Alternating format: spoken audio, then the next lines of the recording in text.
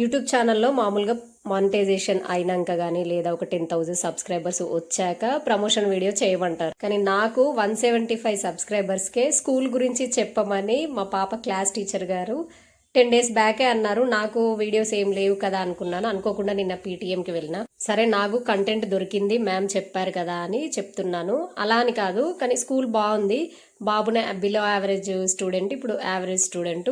ఎంత మన పిల్లలు వాళ్ళు చదివించాలని చూసినా కానీ మనము కొంచెం కేర్ తీసుకుంటేనే చదువుతారు.